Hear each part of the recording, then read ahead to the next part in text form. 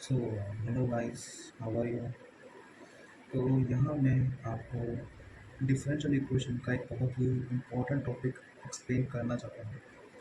वो ये है कि हम सब जानते हैं कि y जो होता है, आप सबने सुना होगा कि y equals to C one E की power M one X plus C two E की पावर एम टू एक्स होता है।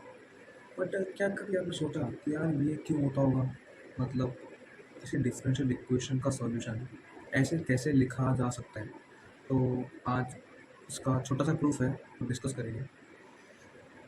तो जैसे कि आप सब देख सकते हैं, मैंने यहाँ पर एक डिफरेंशियल इक्वेशन लिखी है, d square y by d square minus four y equal to zero.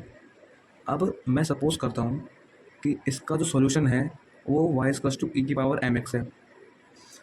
जब मैं सपोज करता हूँ फिर मैं इसको वापस से इस इक्वेशन में पुट करता हूँ, तो मुझे ये रिजल्ट मिलता है।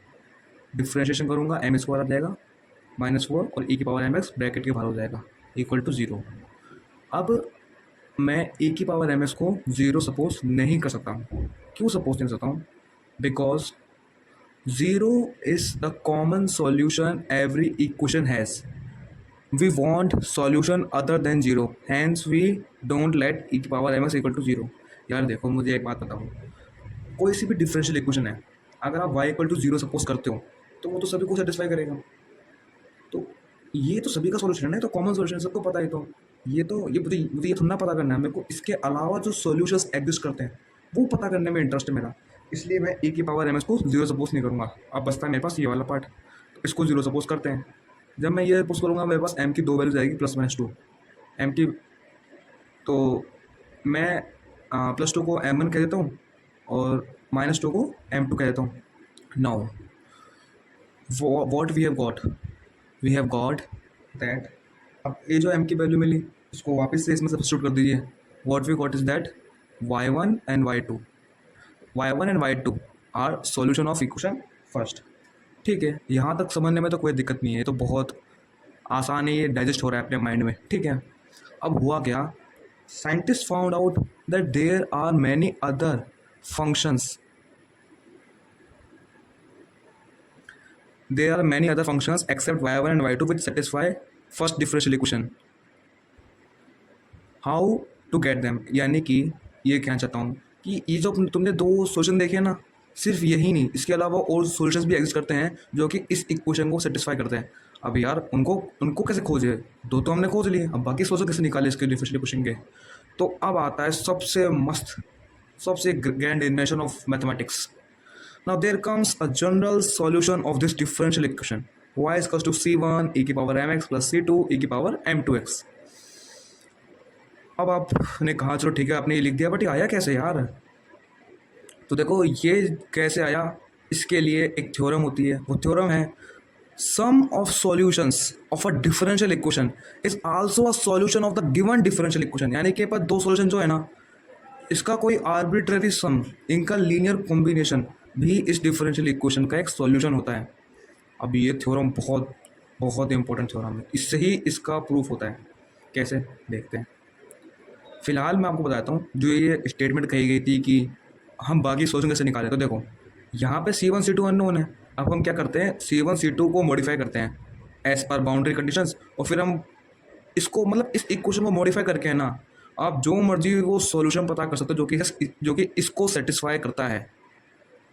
इस इक्वेशन को मॉडिफाई करके, क्योंकि C1 C2 अननोन है, इस इक्वेशन को मॉडिफाई करके आप कोई से भी सॉल्यूशन में कन्वर्ट कर सकते हैं जो कि इस डिफरेंशियल इक्वेशन को सेटिस्फाई कर रहा है। So this is a general solution. अब तो सीधे प्रूफ पे आते हैं। देख ठीक है, तो प्रूफ पे आते हैं।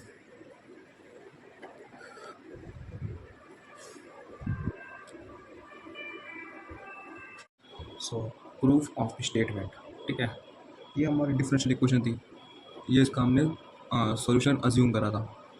अब स्टेटमेंट का प्रूफ करते हैं, ये जो चीज़ है इसका सॉल्यूशन है। तो कुछ नहीं करना, इसको इसमें पुट करके देख लेते हैं। जब मैंने पुट करा तो जो मेरे कॉन्स्टेंट्स हैं ये डिफ्रेंशिएशन के बाहर आ जाएंगे। जो यहाँ मैंने लिखा है कि C1, ओ मैंने यहाँ गलत लिख दिया, ये C1 नहीं आएगा इधर,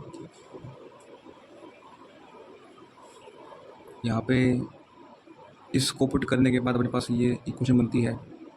फिर C1 C2 कांस्टेंट है, ये बाहर आ जाएंगे और यहाँ पे m1 square m2 square differentiation होगा।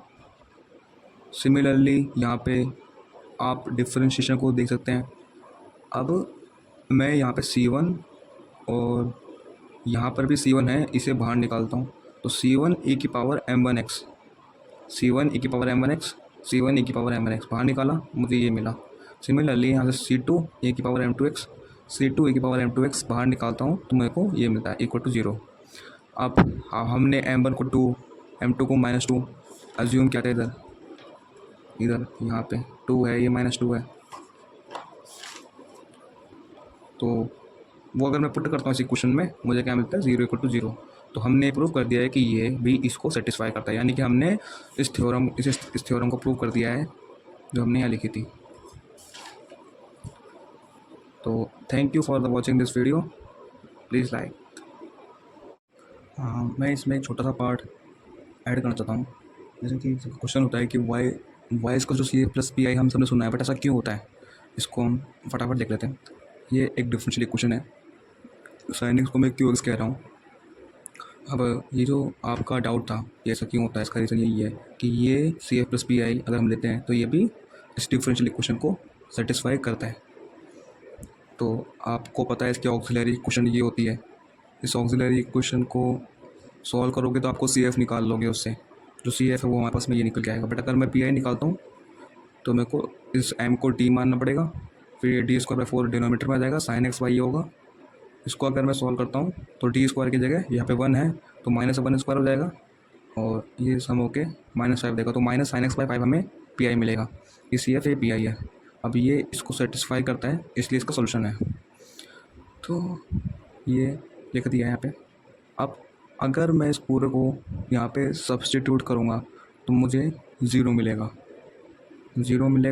और ये 2 टर्म्स मिल जाएगी। ये CF से मिलेगा और ये PI से मिलेगा। हाईलाइटेड पार्ट CF से मिला है मुझे, तो जो हाईलाइटेड पार्ट मेरे को CF से मिला है वो 0 हो रहा है, इसलिए कोई फ़र्क नहीं पड़ता। C अगर मैं y=PI लिखता हूँ तो वो भी इसका डिफरेंशियल इक्वेशन है, और अगर मैं इस PI में CF ऐड कर दूँ तो वो भी उसका डिफरेंशियल इक्वेशन होगा। क्यों? क्योंकि ऐड करने से कोई फ़र्क पड़ ही नहीं रहा ना। मैं PI के अंदर CF ऐड भी कर रहा हूँ तो मुझे एंड में जाके वैसे ही वो 0 हो रहा है। समझे आप? y=PI इस डिफरेंशियल इक्वेशन का सॉल्यूशन था, बट अगर मैं इसमें CF भी ऐड करता हूँ तो वो भी इसका सॉल्यूशन होगा, क्योंकि उससे आंसर में कोई फ़र्क ही नहीं पड़ रहा है, क्योंकि एंड में आके तो ये CF का जो पार्ट है 0 हो रहा है। Hence this is a good equation. Now this I have made for you. If you think that something finds good, you find good something in this, you can read. It is not very important.